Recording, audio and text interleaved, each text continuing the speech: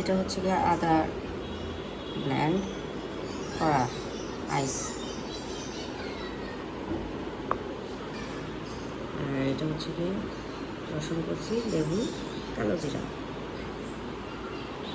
এটা হচ্ছে গরম পানি, এখন গ্লাসে ঢালবো।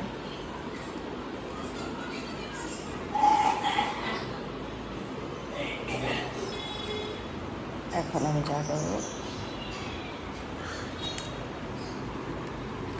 দেখেন, অনেক সুন্দর আইসের টুকরা, একদম কাছ থেকে দেখায়। কালো জিরা, আদা কুচি, আইস মানে লেবু।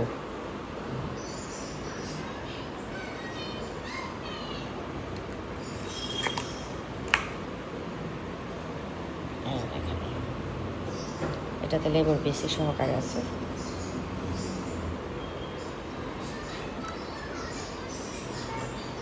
এই যে দেখেন আদা রাইস অনেক সুন্দর হয়েছে, তবে এত বড় আমরা দেবো না, ছোট ছোট টুকরা দেবো।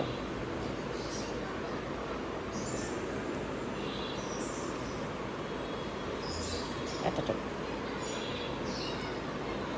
ঠিক আছে। এটা যারা চিনি ছাড়া খেতে পারবে না তারা একটু মধু দিয়ে খাবেন, আর যারা খেতে পারবেন তারা এমনিতে খেয়ে নেবেন। আল্লাহ হাফেজ।